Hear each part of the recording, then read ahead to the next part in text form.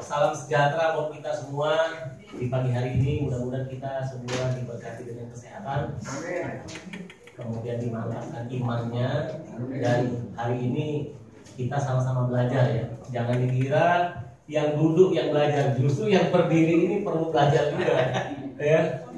Oke, Bapak Ibu sekalian, saya tadi berangkat subuh dari sini ya. Tadi saya ngomong sama Mbak Citra, bisa nggak saya lebih dulu ngomong supaya saya nggak terlalu siang datang ke SP 13, karena saya sendiri sudah sebulan ini nggak ada SP 13. Jadi teman-teman leader di SP 13 juga protes ya. Bapak Ibu sekalian, saya sharing saja tentang pengalaman saya selama kurang lebih 16 tahun di Prudential ya.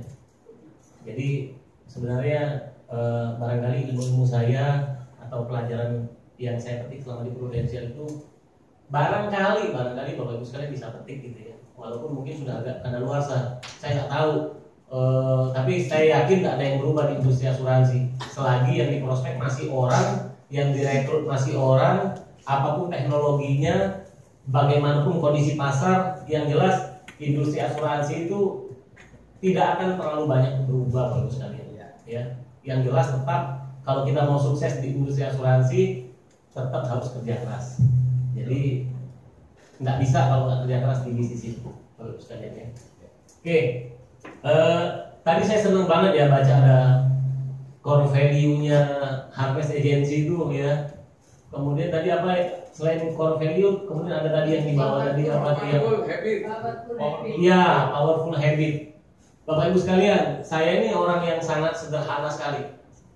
Nggak terlalu banyak ilmu, sekolah saya nggak tinggi, saya hanya melakukan hal-hal yang sangat sederhana aja, Bapak Ibu sekalian.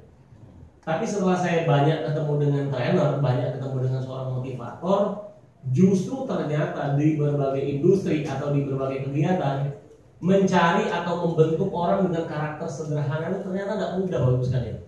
Nggak mudah. Apa sih definisi sederhana? Apa sih definisi simple? Bapak Ibu sekalian, ada yang tahu nggak kira-kira? Karena banyak aspek yang harus kita miliki untuk jadi sukses. Banyak aspek, kerja keras, punya mental baja, ya kan? Apalagi kira-kira? Apalagi? Komitmen, datang tepat waktu, punya integritas, kan banyak aspek yang kita harus miliki untuk bisa sukses. Opposite dari situ ya berarti nggak boleh males, nggak boleh minder, nggak boleh malu, itu kan opposite-nya ya. Tapi dari sekian banyak aspek yang kita harus miliki, ternyata kita juga harus punya aspek yang kadang-kadang ini sepele tapi sangat menentukan, yaitu sederhana. Apa sih definisi sederhana? Menurut saya ada banyak definisi, tapi kalau saya definisikan berdasarkan dari pengalaman saya pribadi, sederhana itu adalah sesuatu yang nggak menyusahkan kita, sesuatu yang nggak menyulitkan kita, nggak bikin kita ribet gitu, ya. Sebenarnya saya dulu kerja di perusahaan farmasi, target saya ketemu dokter, saya kan detailer ya, ketemu dokter itu sehari cuma 11 aja, dan saya bisa lalui setiap hari ketemu dengan 11 dokter, saya cuma butuh tanda tangan, saya bisa lakukan sehari semalam. Jadi saya berangkat dari kos-kosan jam setengah 8, check out sebelum jam 8, pulangnya saya kira-kira antara jam 10 sampai jam 11 malam. Sehari semalam saya mesti dapat tanda tangan dokter 11 orang. Simpel nggak kira-kira? Simpel. Ketika saya dikenalkan di bisnis ini, leader saya bilang, kamu sehari hanya perlu ketemu dengan 2 orang baru calon nasabah. Menurut saya ini kerjaan, menurut saya dari awal saya udah katakan kerja di Prudential itu sangat gampang sekali secara fisikly. Secara fisikly kerja di Prudential itu sangat gampang sekali. Kenapa banyak orang yang nggak sukses di bisnis ini? Kenapa ada orang yang sukses di bisnis ini dan ada orang yang sangat sukses di bisnis ini? Ya karena nggak bisa mendefinisikan hal yang sederhana ini secara mentality nempel di otaknya si calon agen. Kan sederhana banget. Coba apa sih yang sulitnya? Ketemu dengan orang, menceritakan sebuah produk sehari 2 orang baru. Kira-kira di mana sih letak kesulitannya? Oke, yang membuat sulit adalah tentu diri kita sendiri. Karena ketika kita ketemu dengan calon nasabah, kita sudah diberi target untuk closing. Benar ya? Itu yang membuat kita langkah pertama udah sulit. Jangankan untuk ketemu teman-teman, untuk kita telepon teman kita sendiri aja, untuk mendeklar bahwa saya sebagai seorang agen prudensial, itu udah sesuatu yang sangat sulit sekali, betul nggak? Sulit nggak untuk ngomong, Mas, sorry aku sekarang di prudensial loh. Saya yakin nggak akan bisa ngomong seperti itu. Mesti ngomong yang muter, baru terakhirnya aku saiki dianggur di lembaga keuangan non bank loh. Apa itu? Ya itu perusahaan dari Inggris, perusahaan joint venture. Itu loh yang lambangnya yang lambangnya bonek. Oh prudensial, oh asuransi. Oh bukan. Kalau asuransi punya definisinya sendiri, punya definisi sendiri. Kalau kamu mau asuransi nanti saya bisa calling teman saya. Padahal dia juga asuransi sebenarnya. Saking dia nggak pede memperkenalkan diri bahwa dia sebagai seorang agen prudensial. Itu langkah pertama udah bikin kita sulit. Bener ya? Untuk memperkenalkan diri sebagai seorang prudensial dia udah sulit. Sudah ada beban. Kenapa? Karena dari pertama mindsetnya udah keliru, udah menyulitkan diri sendiri. Tadi ya saya bilang aspek yang nggak kalah penting dibandingkan dengan semangat kerja keras, yaitu kita mesti sederhana, simpel, ngomong apa adanya aja. Saya di prudensial. Untuk membuat menjadi closing tentu ada prosesnya kan. Jadi menurut saya banyak di dalam diri kita yang akhirnya kita menjadi terhambat untuk aktivitas tinggi, Bapak Ibu sekalian, karena belum apa-apa kita udah membebani diri kita dengan target orang itu harus saya closing. Nah saya ini Bapak Ibu sekalian, sebenarnya saya join di prudensial itu dalam kondisi yang kurang beruntung dibandingkan dengan teman-teman ini. Karena saya merantau, nggak ada kenalan, nggak punya saudara, nggak punya teman, otomatis saya door to door. Tapi ternyata di balik keterbatasan saya, justru saya nanti tulus. Justru saya simpel aja ketemu dengan orang, terserah dia mau ikut, terserah dia mau dengerin, mau enggak, yang penting saya ketemu orang dan saya cerita. Dan saya memang murni hanya cerita aja. Walaupun di dalam hati kita, namanya manusia pasti punya target, orang ini mudah-mudahan dia bisa ikut, benar nggak?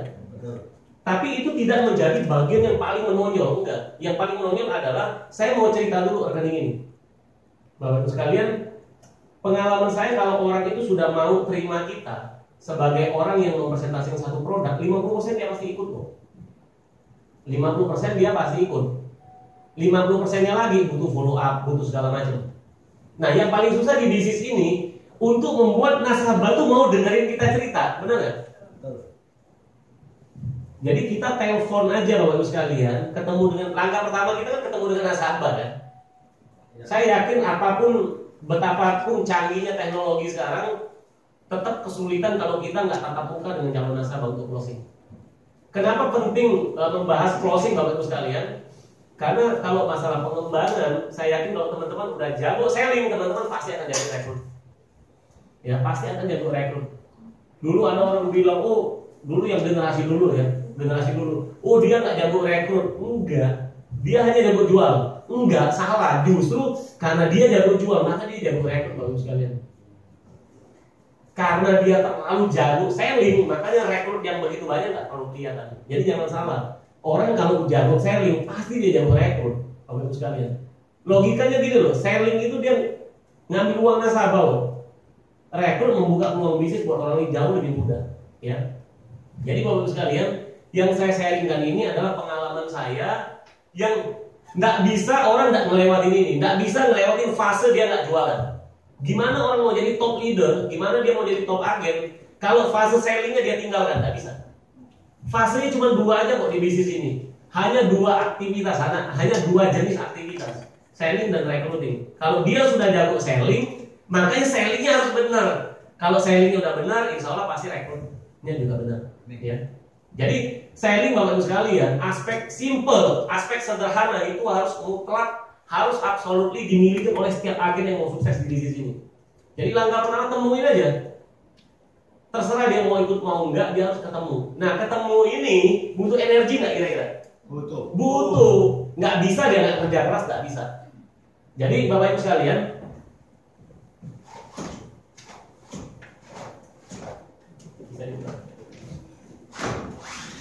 Ibu sekalian, bisnis prudensial itu untuk bisa sukses kan dibutuhkan energi, benar nggak? Makanya ada istilah high level energy. Orang harus punya aktivitas yang sangat luar biasa baru dia sukses.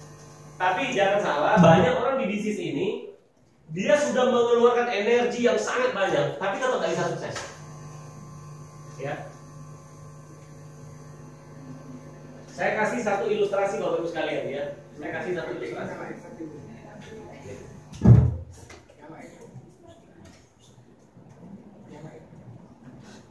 Saya kasih satu ilustrasi Bapak Ibu sekalian, bahwa ilustrasinya saya gambarkan satu lapangan sepak bola ya, satu permainan sepak bola. Orang olahraga itu capek nggak secara fisik? Capek. Tapi kenapa ada orang yang terus-menerus olahraga walaupun dia udah tahu capek tapi tetap lakukan? Hobi.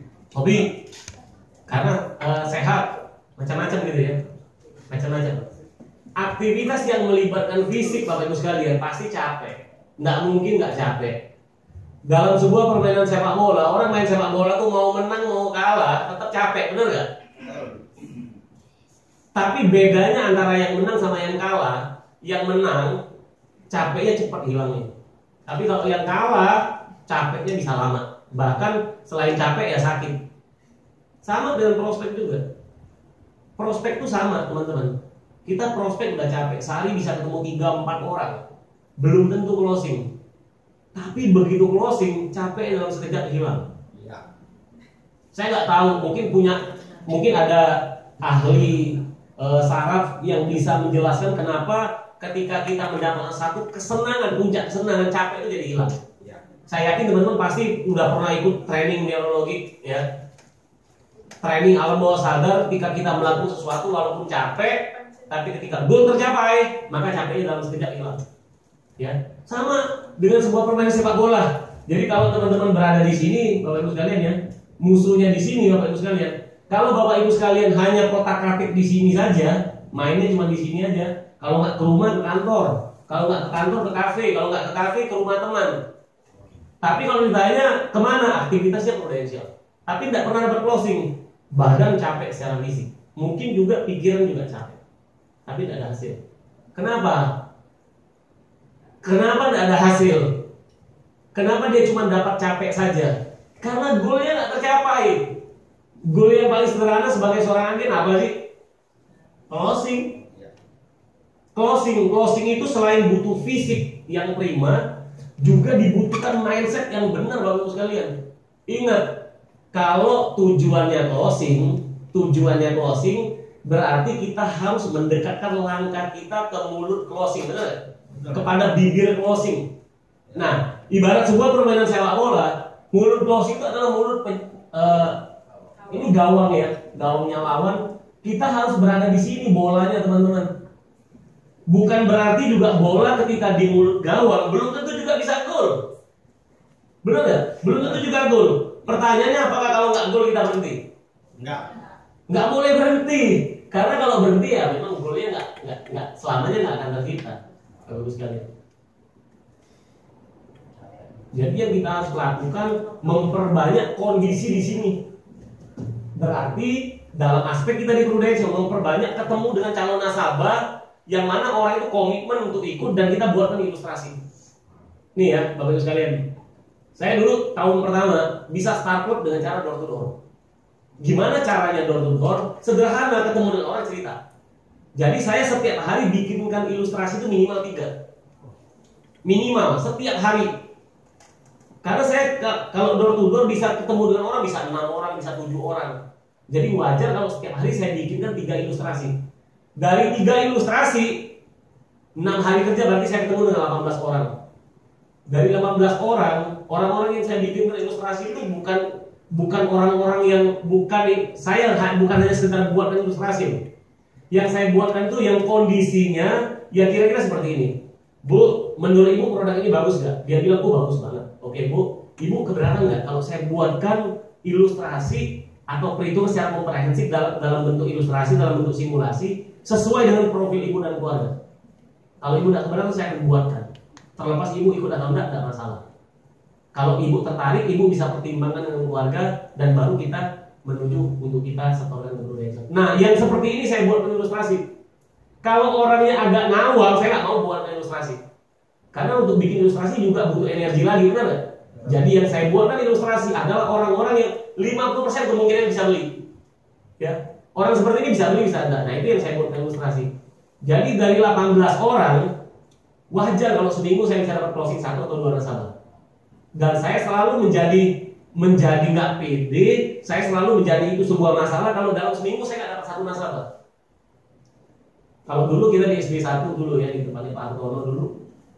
Kalau dalam 1 minggu pada saat entry nggak naik panggung, rasanya tuh malu, rasanya tuh rendah diri gitu.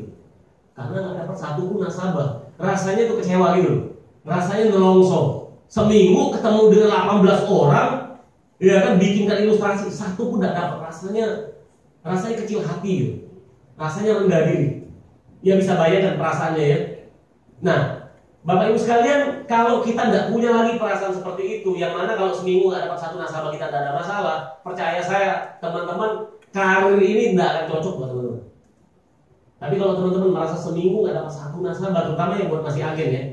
Kalau teman-teman yang masih agen seminggu nggak dapat 1 nasabah dan teman-teman merasa tidak masalah, berarti teman-teman dalam masalah. Ya. Oke. Kalau dia hanya berkotak-atik di sini saja, nggak akan closing. Makanya kalau ada agen rajin ke kantor, nggak pernah closing, ini yang terjadi. Dia cuma dia cari yang aman aja, aktivitas yang aman, aktivitas yang nggak ada tekanan, ya. Aktivitas yang nggak mungkin kira-kira bisa ada penolakan, ada tekanan dari calon nasabah. Kalau dia mau dapat closingan, berarti dia harus mengkondisikan bolanya harus lebih banyak di sini. Gimana caranya? Datangi nasabah. Nah, ini sama dengan sebuah permainan. Kalau kita udah masuk area lawan, pasti banyak masalah. Bisa dicegat, bisa ditolak orang, bisa dimaki-maki orang. Karena butuh energi lebih, benar ya? Betul. Butuh tekanan.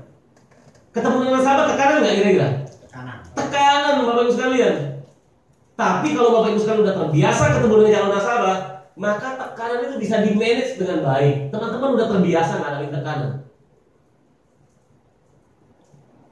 Coba kalau teman-teman lihat ada seorang agen leader rajin ikut training nggak ada closing, itu agen leader nggak mau ambil resiko, ya. Kenapa? Karena training seperti ini nggak ada tekanan kok. Belajar kayak gini ada tekanan nggak? Ada grogi nggak teman-teman? Ada nervous ya? Nggak ada. Tapi kalau teman-teman disuruh datang ke tempat nasabah, kebanyakan orang akan nervous, kebanyakan orang akan grogi, kebanyakan orang merasa nggak nyaman. Sehingga untuk menghindari rasa tersebut, dia lebih baik tak usah ketemu dengan nasabah, lebih baik ke kantor aja udah. Kantor nggak ada tekanan, tapi sepertinya beraktivitas. Makanya saya bilang orang rajin aja di bisnis ini ternyata nggak cukup loh. Dia harus rajin dan benar. Dia harus rajin dan benar aktivitasnya. Kalau hanya sekedar rajin aja, banyak orang rajin di bisnis ini, tapi tidak sukses. Kenapa? Karena dia melakukan hal-hal yang tidak benar. Karena dia melakukan hal-hal yang menjauhi dari target. Ke kantor tuh jauh dari target, Bapak sekalian. Kantor tuh dari dulu kita tahu bahasanya. Ke kantor tuh tidak ada duit. Yang ada duit adalah kalau kita datangin ke tempat nasabah. Tapi dalam banyak kasus, datangin tempat nasabah, kondisi kita secara pribadi pasti kurang nyaman. Kenapa? Karena kita merasa butuh nasabah. Ya. Oke, gimana caranya latihannya?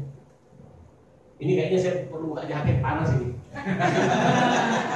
Mulai panas. Enggak, kalau luarnya dingin, saya yang merasa panas gitu. Ya. Bapak Ibu sekalian, kalau kita lihat ya sebuah permainan sepak bola ya, pemain-pemain sepak bola dunia itu kenapa enak ditonton gitu? Karena dikondisikan pada saat latihan, Bapak Ibu sekalian. Jangan dikira enak ditonton itu ya memang seperti itu enak. Karena latihannya benar. Nah, latihan yang benar adalah latihan yang ada pressure-nya. Saya nggak katakan kalau latihan di training, latihan sama Pak Farid itu nggak benar, bukan gitu. Tapi nggak ada tekanan.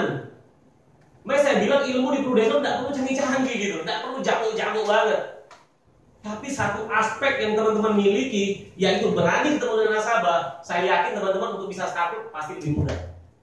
Teman-teman punya banyak ilmu teman-teman, tapi nggak berani ketemu dengan calon nasabah. Pertanyaan saya, bisa nggak closing? Nggak bisa.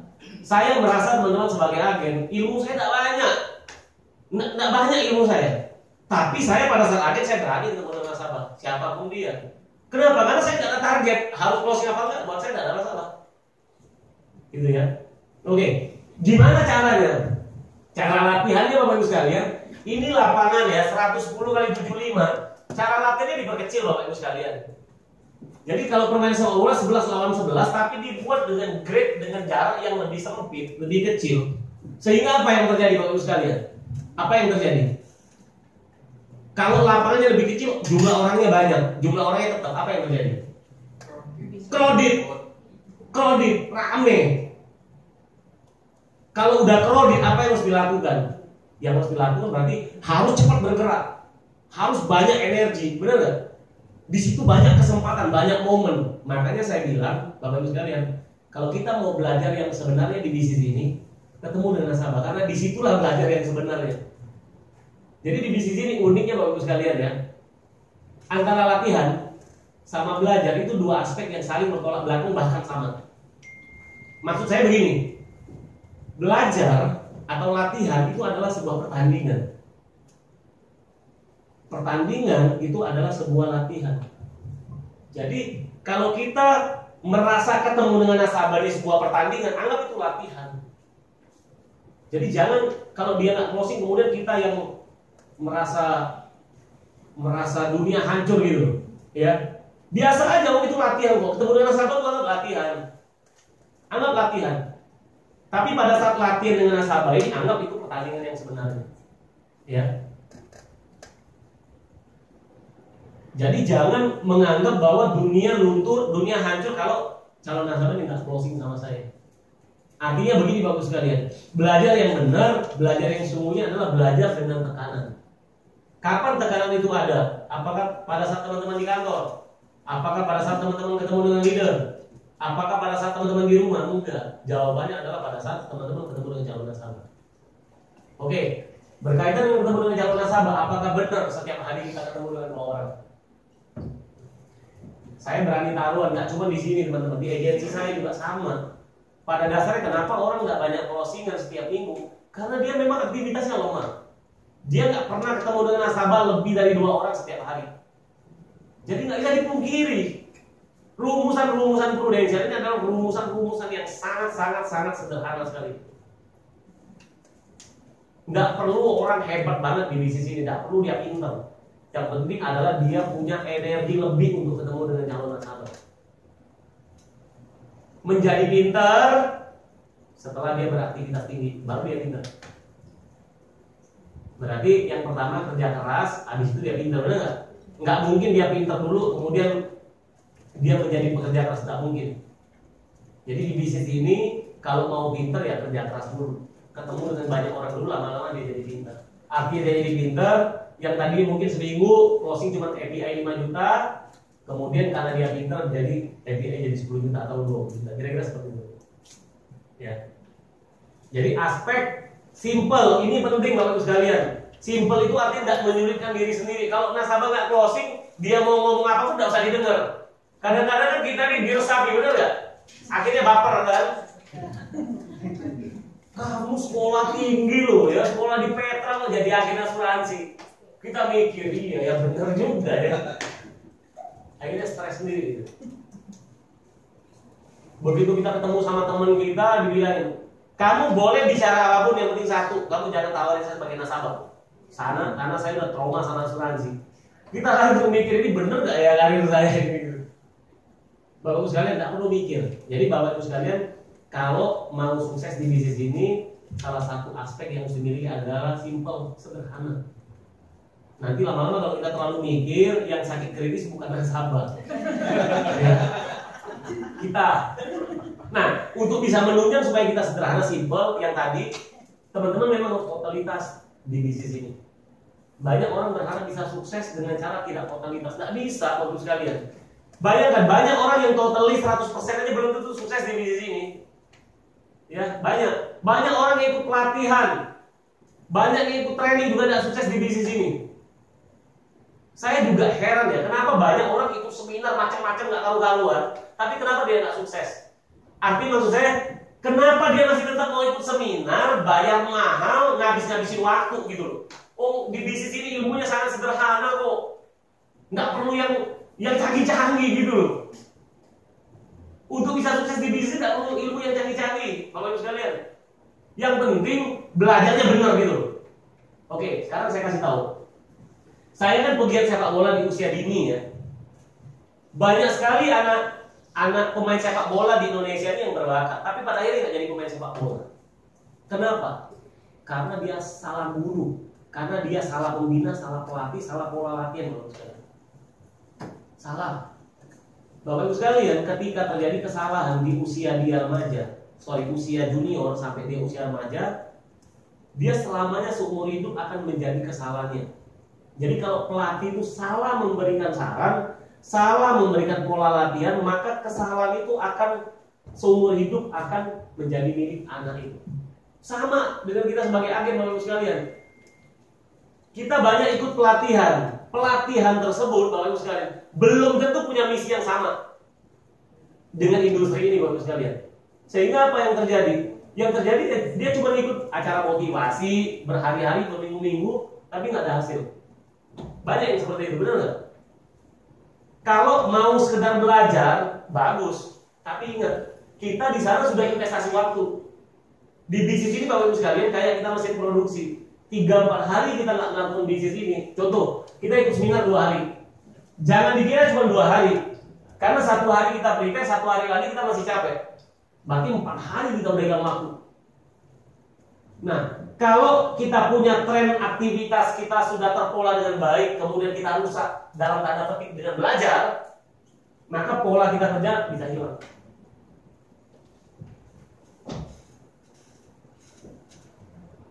Ingat, untuk sukses di bisnis ini nggak terlalu dibutuhkan ilmu yang canggih, Bapak sekalian. Nggak terlalu dibutuhkan ilmu yang canggih. Yang penting teman-teman ya, satu aspek teman-teman bisa dan berani ketemu dengan calon nasabah dalam jumlah yang banyak dan konsisten setiap hari dalam waktu setahun. Tuhan bisa sukses. Apa yang terjadi kalau dia bisa lakukan itu? Apa yang terjadi kira-kira? Di tahun tersebut apa yang terjadi kira-kira? Kalau dia sebagai seorang agen, apa yang terjadi? Start Club. Bapak Ibu sekalian, Start Club. Start Club ini Bapak Ibu sekalian, kalau kita sebagai seorang agen adalah satu langkah awal yang sangat menentukan kita sukses apa enggak di bisnis ini. Start Club.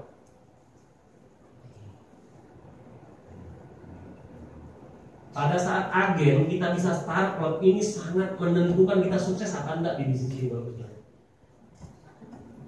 Karena kalau di tahun tersebut kita bisa Start Club, sederhana, duit kita banyak.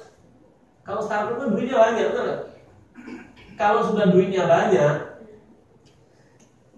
gaya pasti benar. Ngomong salah dianggap orang benar. Iya benar. Secara fisik dia kurang tampan, dia jadi lebih tampan karena duitnya banyak. Rekrut orang pasti lebih pede, lebih mudah. Datang ke tempat nasabah jauh lebih bisa dipercaya sama calon nasabah. Bapak Ibu sekalian, kenapa? Karena dia pegang duit. Kita nih ngomong bisnis ya, bukan ngomong yang lain-lain. Kalau ngomong bisnis itu ngomong trust. Orang percaya apa enggak sama kita? Kalau dari tahun ke tahun kita tidak sukses di bisnis ini, gampang nggak rekrut orang? Sulit, Bapak Ibu sekalian. Gini ya, kenapa tahun pertama tuh absolutely butuh yang namanya Start Club? Karena tahun berikutnya kita butuh pengembangan. Pengembangan itu berarti kita meng-coaching orang, merekrut orang, mendevelop orang, benar nggak? Nah, orang mau di-develop kalau kita punya bukti. Kalau kita nggak punya bukti, kita mau ngomong sekarang pun orang nggak akan percaya. Kita mau ngomong apapun, kalau kita nggak ada bukti, orang nggak percaya nggak? Nggak percaya kalau misalnya. Tapi kalau kita ada bukti, ngomong nggak pinter pun, calon agen nurut. Pak Edi Tyson, Pak Om nggak pinter ngomong, tapi buktinya kuat, makanya saya mau gabung. Bagus sekali. Pada saat saya ketemu dengan Pak Om dan Pak Edi Tyson, dikasih lihat CPS. Pak Edi Tyson nggak pinter ngomong, jauh lebih jago bos saya yang di perusahaan farmasi dibanding Pak Edi Tyson. Tapi kenapa saya trust? Karena dia punya bukti, bagus sekali. Jadi bayangkan kalau kita jago ngomong tapi nggak ada bukti, itu sulit meyakinkan calon agen. Benar nggak? Kan nggak mungkin juga di bisnis ini kita selling terus, benar nggak? Pada akhirnya kita rekrut dan pengembangan, benar nggak? Kalau kita tidak ada bukti, sulit. Nah, makanya tahun pertama itu sangat penting sekali buat agen harus Start Club. Sangat penting sekali. Karena itu menentukan kita bisa langkah kita bisa benar nggak kerja. Jadi kalau kita naik gunung bagus sekali kayak gini. Nih ya. Ini pos 1, pos 2, pos 3, pos 4 ini puncak gunung. Pos 1-nya benar. Belum tentu juga dia start tahun pertama udah bisa sukses, tapi langkahnya untuk langkah awal dia udah benar. Tahun kedua dia bisa start lagi dan dia pengembangan terus sampai dia puncak. Tapi kalau tahun pertama dia gagal, bisa nggak ditebus tahun kedua? Bisa. Bisa. Bukan nggak bisa. Nggak ada kata terlambat di bisnis ini. Walaupun teman-teman yang udah jadi leader misalnya dulu nggak pernah startup, teman-teman kejar startup. Saya punya ada kira-kira adik saya ada 5 orang yang punya kantor agensi masing-masing ya. Memang beda. Kalau dia tahun pertama startup dengan tahun pertama nggak startup, beda banget. Pengembangannya beda. Income yang dia punya pasti berbeda. Ya, pasti berbeda. Jadi bapak sekalian, buat seorang agen, langkah pertama startup di tahun ini itu sangat-sangat penting sekali. Supaya bapak ibu sekalian pengembangan tahun berikutnya jauh lebih mudah. Ya. Bisnis ini yang menentukan teman-teman punya sukses apa enggak di tahun pertama. Kalau teman-teman sukses, teman-teman banyak duit, teman-teman bisa merubah penampilan. Yang paling susah kan pengembangan, benar? Tapi pengembangan kalau kita ada bukti jauh lebih mudah. Karena biasanya kalau kita udah punya bukti, justru calon agen kita yang menawarkan diri. Misalnya gini ya, kita ketemu dengan teman lama, dia lihat ada satu perubahan, dia pasti tanya, sekarang kamu bisnis di mana? Saya bisa ikut nggak? Kan logikanya gitu. Itu jauh lebih mudah pengembangannya dibandingkan kalau kita kejar-kejar dia, ayo kamu bisnis Blue ini bagus loh gini. Itu jauh lebih sulit Bapak Ibu sekalian. Ya. Oke, saya rasa Bapak Ibu sekalian, kuncinya di bisnis ini kita sukses atau tidak ditentukan 2 tahun pertama. Pada saat akhir dan pada saat kita menjadi leader baru. Kalau Bapak Ibu sekalian tahun pertama benar, tahun kedua benar, tahun ketiga, tahun keempat Bapak Ibu sekalian, itu jauh lebih mudah. Yang paling sulit di bisnis ini tahun pertama, tahun kedua. 3, 4, 5, 6 dan seterusnya itu enggak susah. Enggak susah. Pak, tapi kenapa? Saya tahun pertama susah, tahun kedua susah, tahun ketiga susah, dan selamanya susah. Ya karena tahun pertama enggak benar. Ya. Tahun pertama enggak benar, otomatis selamanya akan susah. Bisnis ini kan bisnis susah-susah gampang kan? Betul ya? Seharusnya bisnis ini adalah bisnis susah-susah gampang. Di awal aja susah, tapi makin lama makin gampang. Bahkan di level tertentu teman-teman tidak perlu kerja. Teman-teman tidak perlu kerja, tapi teman-teman tetap terima income. Tergantung besarannya. Kalau organisasi teman-teman gemuk, ya teman-teman terima income lebih gemuk. Tapi kalau organisasi teman-teman kurus, ya income-nya juga kurus. Tapi di level tertentu bisa aja teman-teman tidak kerja. Asalkan teman-teman udah benar mengorganisasi teman-teman punya. Ya. Oke, saya request ulang untuk seorang agen, teman-teman harus punya rasa kesederhanaan dan simpel. Nggak perlu baper, nggak perlu terlalu memikirkan hal yang belum terjadi. Terkadang kita mau ketemu nasabah, kita udah berasumsi macam-macam. Padahal nasabah, teman-teman aja belum datangin nasabah. Nasabah juga belum merespon, tapi teman-teman pikiran udah macam-macam. Jangan lihat calon nasabah dari fisik. Saya bolak-balik ketemu orang yang mukanya galak, judes, tapi ternyata closing. Itu jauh lebih baik daripada yang berbaris-baris muka, abang-abang landai, tapi tidak closing. Ya. Jadi banyak orang rajin beraktivitas, tapi aktivitasnya harus aktivitas yang benar. Ya.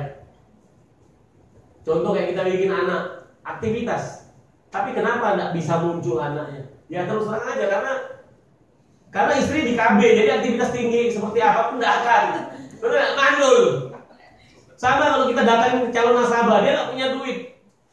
Kita sampai mati pun aktivitas tinggi setiap hari datangin calon nasabah, nggak akan bisa beli dia. Kenapa? Mandul. Dalam bahasa farmasinya impoten gitu. Jadi kita harus datangin calon nasabah yang potensial. Datangin calon nasabah yang potensial, jangan yang impoten. Kalau nasabah impoten nggak mungkin bisa closing. Tapi yang jadi masalah banyak agen-agen justru seneng datangin nasabah-nasabah yang impoten. Kenapa? Karena gampang Pak ditemuinya. Diajak ngobrolnya enak Pak. Nah ini kita di bisnis ini bukan mau cari yang enak diajak ngobrol, tapi cari yang potensial untuk ikut. Orang-orang yang potensial, orang-orang yang banyak duit, yang memang kadang-kadang gayanya juga memang banyak, sulit ditemuin, juaji, macam-macam. Jangan dikira calon nasabah yang banyak duit ya enak ditemuin, jangan dikira seperti itu. Enggak semuanya enak ditemuin. Justru banyak yang sulit ditemuin atau sebaliknya, ya. Jangan dikira justru yang Ada juga yang nggak banyak duit juga sulit juga ditemuin. Banyak lah teman-teman ketemu orang yang duitnya nggak banyak tapi orangnya juga gaya-gaya banyak. Sementara juga banyak orang yang kaya ternyata baik juga, ya. Jadi bisnis ini teman-teman tidak bisa dibuat mainan, tidak bisa dibuat istilahnya, tidak bisa dibuat sambilan, tidak bisa. Teman-teman, saya itu mulai dari Amin sampai dengan sekarang sih, tidak pernah tidur di atas jam 10 malam. Kenapa? Karena saya mau pagi-pagi energi saya fresh. Karena saya sadar saya mesti ketemu dengan banyak orang pagi. Pada saat pagi teman-teman, saya kan dulu naik Vespa ya, naik sepeda motor. Saya tuh selalu sanggup botol kayak gitu, isinya air jahe.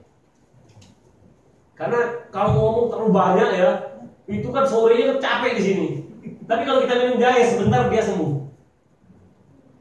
Setiap hari saya sanggup jahe. Jadi kalau di kos-kosan dulu jahe yang gede gitu, langsung pukul, kasih air panas, kasih gula sedikit. Jadi kalau mau ketemu nasabah bingung dulu jahe, jadi ngomongnya lancar. Kayak burung ya, ngomong aja. Tapi ya memang kalau kita nggak ngomong, nggak ketemu nasabah, nggak berani memulai pembicaraan. Teman-teman, siapapun orangnya, betapa pedenya dia, betapa canggihnya dia untuk ketemu dengan nasabah, pasti nggak nyaman. Betapapun hebatnya orang tersebut, tapi kalau dia harus ketemu dengan nasabah, pasti ada perasaan nggak nyaman. Tapi orang yang hebat adalah orang yang bisa melawan rasa nggak nyaman itu.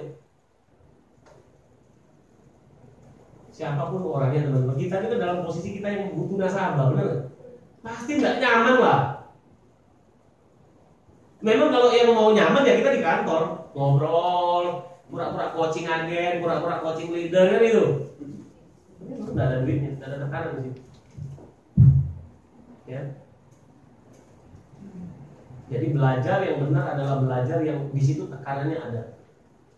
Kemana belajarnya? Ke nasabah. Ya, di situ ilmu yang sebenarnya. Di situ ilmu yang tidak pernah diajarin, ya.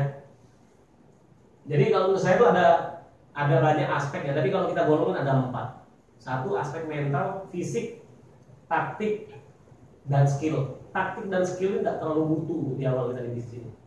Yang dibutuhkan adalah mental sama fisik. Mental yang benar, mindset yang benar, fisik orang yang benar-benar siap capek di sini. Kalau skill, taktik, strategi itu nanti makin lama teman-teman makin pintar kok, makin pintar. Bahkan teman-teman itu tadi kalau udah banyak duit, udah teman-teman kelihatan pintar kok, tak kelihatan bego gitu. Tapi yang susah itu pintar misalnya, tapi kalau nggak pegang duit kayak orang bodoh gitu. Kakak saya tuh orang pintar, tapi kalau dia nggak pegang duit dia ngomong anu buntu pikiran saya. Kenapa? Karena nggak pegang duit. Kalau orang nggak pegang duit, melangkah tuh kayak semuanya salah gitu. Tapi kalau orang pegang duit, melangkah, ngomong, semuanya benar. Nah itulah fenomenanya. Ya. Oke, barangkali ada yang mau diskusi nggak? Silakan kalau ada yang mau diskusi.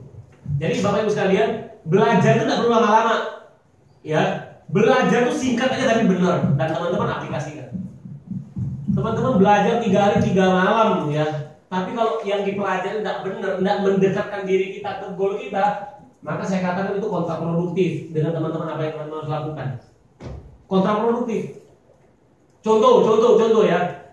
Bagus nggak sih sebenarnya kalau kita mempelajari, ada satu buku saya dulu baca, namanya judul bukunya Personality Plus. Pernah ada yang baca nggak? Yang ada kepribadian koleris, terus pragmatis, ada kan buku itu kan? Semua ilmu bagus, berguna. Tapi maksud saya teman-teman, kalau kita terlalu terfokus ke dalam buku itu, bisa-bisa kita ketemu nasabah ngerem-ngerem nanti. Ya. Yang dibutuhkan adalah hal yang sederhana. Temuin nasabah. Temuin ini berarti butuh energi, butuh mental, butuh fisik, ya. Skill nanti pelan-pelan. Nanti kalau teman-teman terbiasa, skillnya makin lama makin canggih. Oke, silakan kalau ada yang mau diskusi.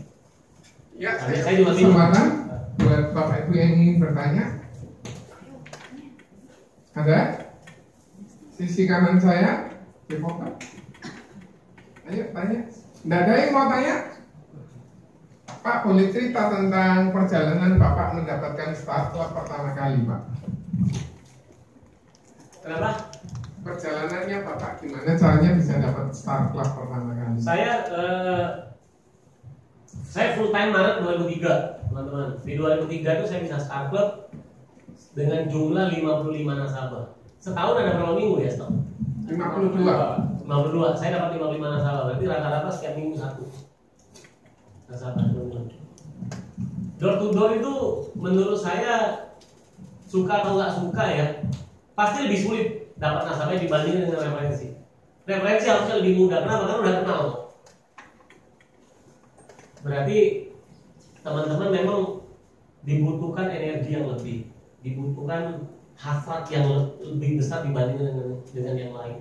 Padahal kita dulu di kantor kita dulu juga memang tipe orang yang memang selling semua gitu ya, dari Pak Kono, Pak Edi Tyson, Pak Ongko, ya Sun, Wibisono, itu memang tipe yang jualan.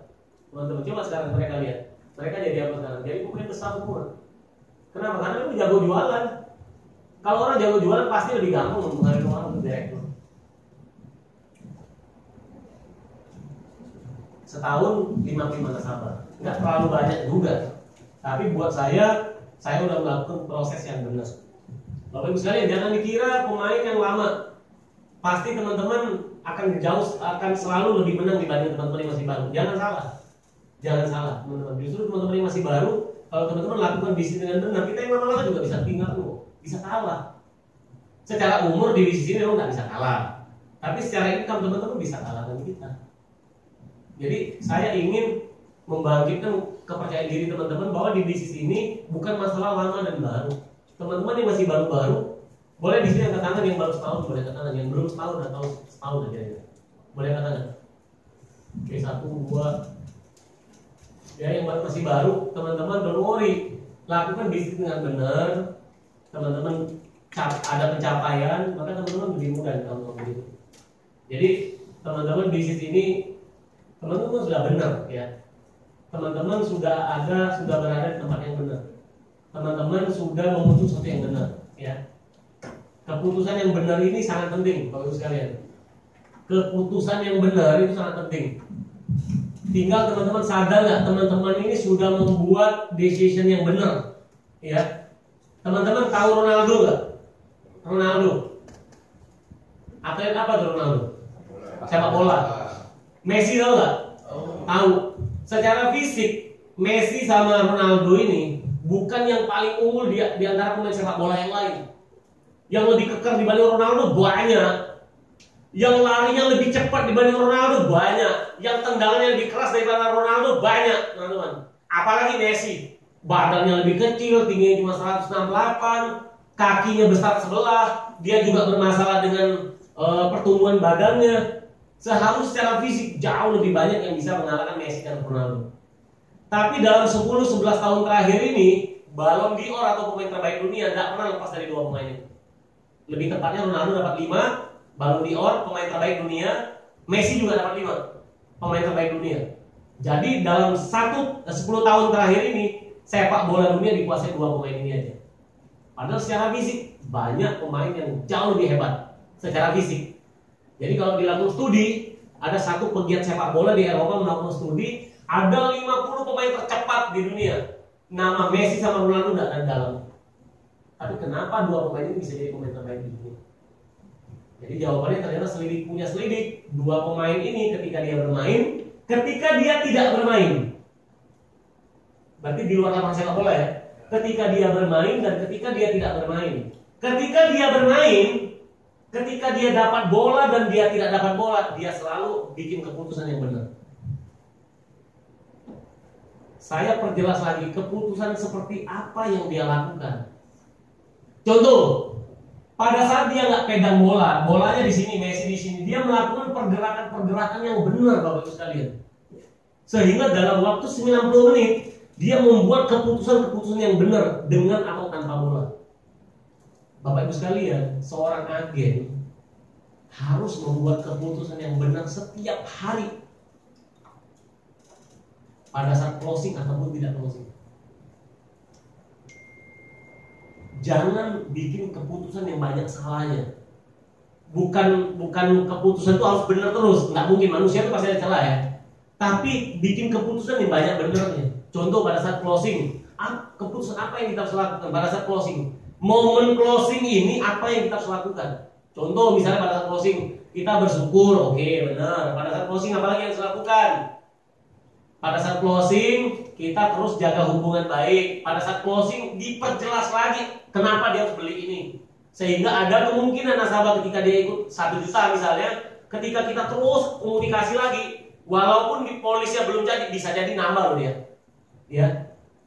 Pada saat closing, setelah closing kita ngapain? Ada orang ya, calon agen ya, agen. Ketika dia closing, dia prospek orang pagi-pagi jam 9 closing, dia langsung pulang ke rumah, menikmati kemenangan. Nah ini hati-hati. Saya punya pengalaman, saya pernah dalam sehari closing 3 orang di lokasi yang berbeda. Jadi orang ya kalau udah closing itu pede, benar nggak? Orang kalau udah ngomong pede, udah pede nih, ketemu dengan siapapun jadi pede. Jadi pernah saya dalam sehari closing 3 orang yang berbeda.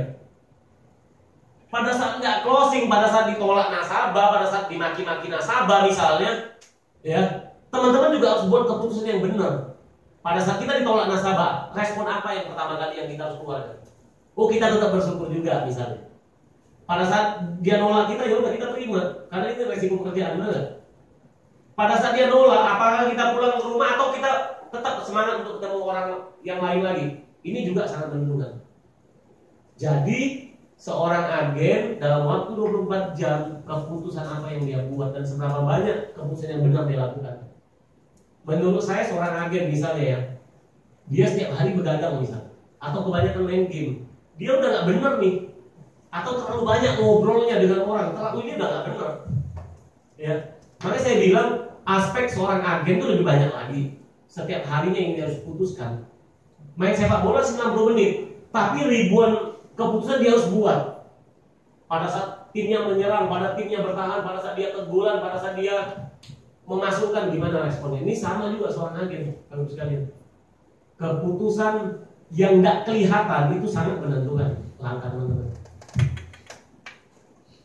Keputusan yang saya maksud itu bisa aja pagi-pagi saya harus berpakaian apa, harus sarapan apa, ya kan? Saya harus ketemu dengan siapa dulu yang saya harus dulukan untuk saya temui. Kemudian saya harus ngomong apa ketemu dengan nasabah, harus buka angka berapa, itu keputusan terus kalian. Nah keputusan itu harus lebih banyak benarnya daripada salahnya. Nggak mungkin benar semua, nggak mungkin. Saya pernah banyak saya bikin keputusan yang salah. Contoh nih, nasabah ini orang kaya, saya buatkan 5 juta sebulan, ternyata dia bilang jangan 5 juta, nggak cukup lagi uang saya pensiun. Saya buatkan 11 juta, ternyata masih kurang. Akhirnya ya udah, kira-kira kalau 18 juta gimana kira-kira? Justru dia yang buka pembicaraan 18 juta. Akhirnya dirinya 18 juta, begitu 18 juta sebulan saya mikir, mengapain 18 juta ya? Nah, itu saya udah salah bikin keputusan. Udah banyak salahnya, udah salah memprediksi orang, salah juga 18 juta harusnya tetap aja disyukuri, nggak perlu sambat gitu. Kadang-kadang kita kan, wah udah tahu gitu, mestinya sekian buka angkanya. Jadi saya rasa gitu ya teman-teman ya. Jadi makanya saya bilang sepertinya sepele jadi agen. Sebenarnya banyak hal yang kita harus putuskan dengan benar. Makanya saya bilang bisnis ini tidak bisa disambingkan, tidak bisa dibuat sambilan, tidak bisa dibuat freelance teman-teman. Kalau mau sukses di sini harus benar-benar masuk bisnis secara kafah, secara lengkap, secara komprehensif. Tidak bisa setengah-setengah, ya tidak bisa masuk separuh-separuh. Tak enak kalau separuh-separuh maksudnya. Oke, ada lagi yang mau bertanya? Terima kasih Pak Zul. Ya. Ini saya ada yang bingung ya. Tadi kan Pak Zul bilang katanya kita harus ketemu nasabah gitu ya, supaya lebih dekat dengan guru. Ya. Ini nasabah ini maksudnya nasabah lama kita di-sharing atau siapa yang nasabah orang? Goal kita kan closing. Goal kita closing. Kalau calon nasabah yang kira-kira itu potensial untuk perkiraan kita dia bisa kita closing, ya itu berarti orangnya. Atau nasabah yang kita udah closing, kita dekatin lagi, kemudian dia bisa reselling. Kebanyakan orang merasa tak nyaman ketemu dengan nasabah, iya kan? Merasa tak nyaman kalau untuk aktivitas ketemu dengan nasabah. Ya sama dengan permainan sepak bola. Yang paling nyaman itu kalau main di area sendiri. Ya main ke kantor itu kan area sendiri, di rumah ketemu dengan teman kita. Kan itu aktivitas-aktivitas yang nggak ada duitnya sebenarnya. Kalau kita mau mendekatkan kita ke goal kita, ya berarti kita harus keluar menyerang. Keluar menyerang ini berarti resikonya kita bisa di tackling sama lawan, bisa disikut sama lawan, bisa dihantam sama lawan. Nah, lawan kita itu adalah dia bisa nasabah, bisa sekretarisnya nasabah, bisa pembantu, bisa macam-macam. Kalau kita misalnya mau datang ke kantor orang, belum apa-apa kita udah ketemu satpam, ya kan, belum apa kita udah jegal kan. Nggak ada yang nyaman untuk mendekatkan kita ke goal. Tapi itulah yang benar gitu. Ini yang benar memang. Ini yang benar. Contoh, misalnya kita closing orang, belum tentu suaminya setuju atau sebaliknya. Kita closing suami belum tentu istri setuju, ya itu bentuk-bentuk ketidaknyamanan itu. Tapi teman-teman harus nyaman dengan situasi yang nggak nyaman. Ya. Kalau goal kita kan closing, semakin banyak teman-teman closing, semakin mendekatkan tujuan teman-teman. Nggak mungkin teman-teman tujuannya nggak goal, pasti teman-teman salah kalau tujuannya nggak goal. Kalau teman-teman tujuannya hanya cari pengalaman di bisnis ini salah. Tujuannya di bisnis ini pasti sukses. Sukses lebih kecil lagi, ya closing setiap hari. Gitu. Kalau udah closing nggak masalah, tapi kita ketemu orang lagi lama-lama kan goal. Kalau di sini misalnya bolanya untuk ada 10 biji bolanya, masa dari 10 biji nggak ada yang masuk? Contoh kayak Barcelona misalnya, berapa kali bola bentur ke tiang gawang, ke misal gawang, disapu sama lawan, tapi tetap aja dia nyerang pertahanan lawan. Kenapa? Karena lama-lama dengan tekanan yang luar biasa, lama-lama goal. Ya. Dan pada akhir pertandingan, pada akhir tahun, teman-teman bisa memenangkan kompetisi antara teman-teman dengan teman-teman dengan diri sendiri. Teman-teman bisa goal, teman-teman startnya. Berarti tahun pertama teman-teman sudah benar lawan. Ya. Oke, ada lagi yang ingin bertanya? Mungkin tahu ada tips untuk merekrut di Thailand. Terutama mereka bilang sekarang nggak boleh berjob, bahkan aktivitas mereka kerekam di GPS. Apa betul? Kerekam GPS? Iya, di lokasi kemana-mana sampai kemana ketahuan. Wah, itu hoax itu. Gini ya, merekrut apapun backgroundnya kurang lebih sama lah, teman-teman. Merekrut siapapun apapun backgroundnya kurang lebih sama. Mereka butuh diyakinkan.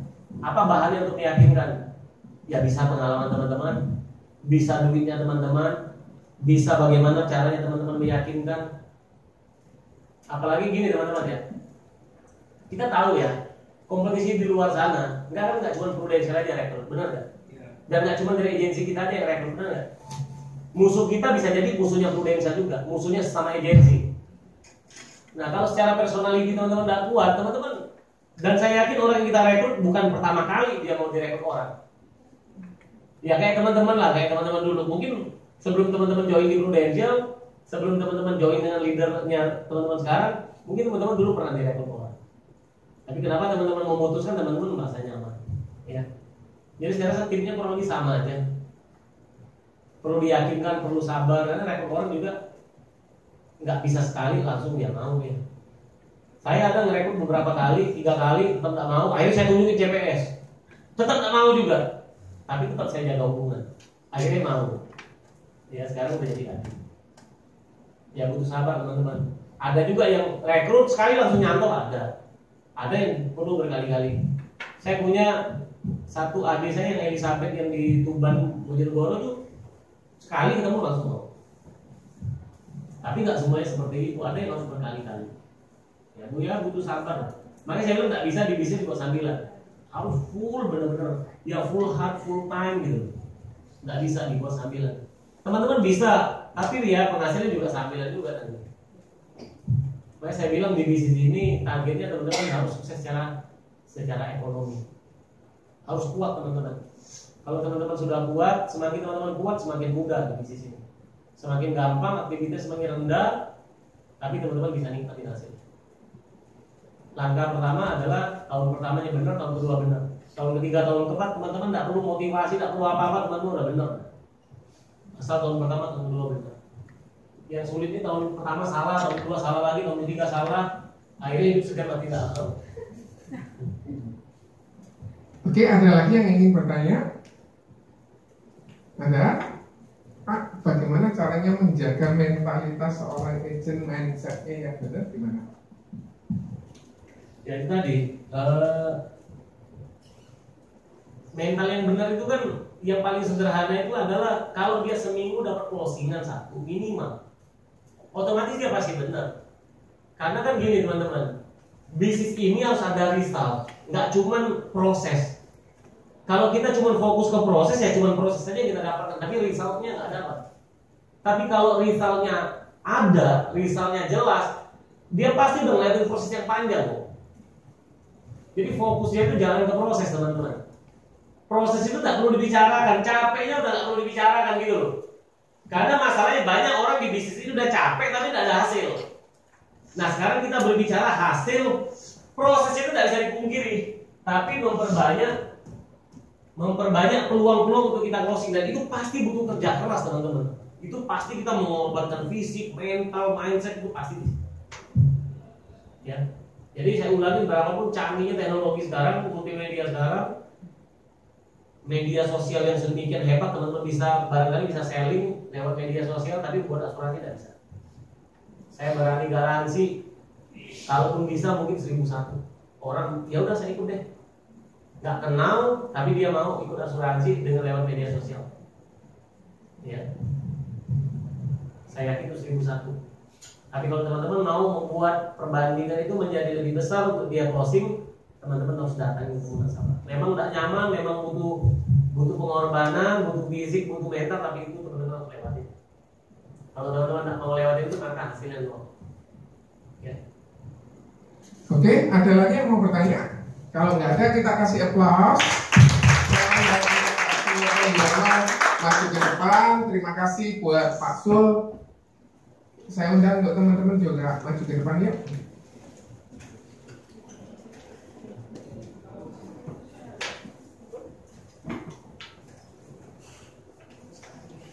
Sekali lagi Bapak Ibu, proses di Prudential mendatangkan kenikmatan ya Bapak Ibu.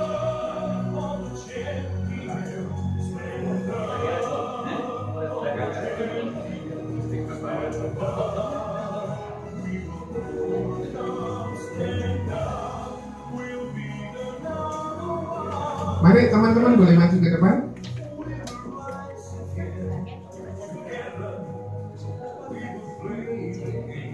Pak Sul boleh geser sini sebentar Pak Sul.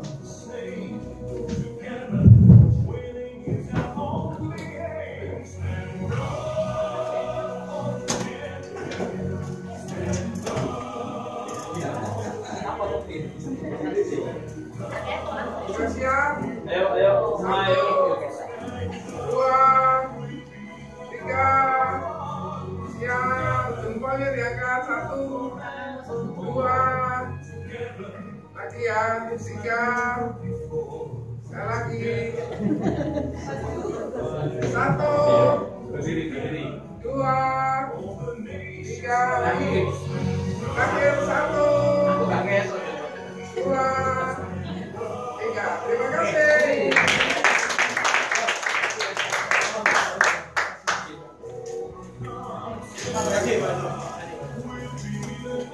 Boleh kita kasih aplaus sekali lagi kepada Pak Sul.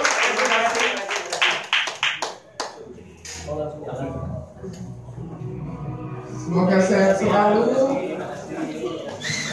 Oke Bapak Ibu, kita akan lanjutkan. Siapa yang hari ini ulang tahun ada? Nggak ada yang bulan ini ulang tahun? Oke, bojonya ini. Siapa lagi yang bulan ini ulang tahun? Oh, bulan ini ya. Oke, siapa lagi yang bulan ini ulang tahun? Kalau nggak ada, siapa yang tahun ini ulang tahun? Oke. Ya sudah, nanti siang boleh makan siang di rumahnya masing-masing. Hari ini siapa yang pertama kali hadir? Orang. Siapa yang pertama kali hadir? Orang. Yang pertama kali hadir? Oh ya, Bu Dautaria ya Bu. Oke. Oke, hari ini kita dilayani oleh Pak Sulkifli. Sumpah Pemuda isinya apa Bapak Ibu?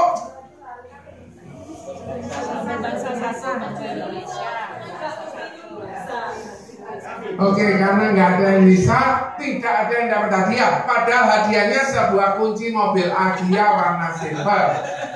Tidak ada. Tenang. Nggak apa-apa, tidak hilang. Lanjut Pak Bro. Oke, hari ini Bapak Ibu, saya undang untuk Herawati boleh maju ke depan. Ya, Herawati, ayo maju ke depan. Cerita dong. Iya, Herawati. Kemudian Shirley mau cerita, Shirley? Ya. Shirley mau cerita? Ya. Maju. Pak Ismail mau cerita? Pak Ismail atau Bu Ismail? Oh, Pak Nani maju Pak.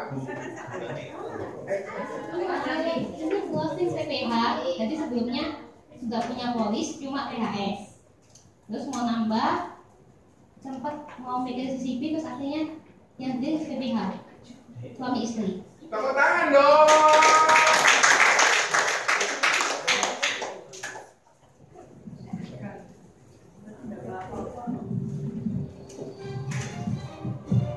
Bentar ya. Oh, sebentar ya Rawati, ada yang mau tanya ini. Orang. Ayo maju ke depan. Ada yang mau tanya sama Herawati? Closing PPH dan sebagainya? Nggak ada?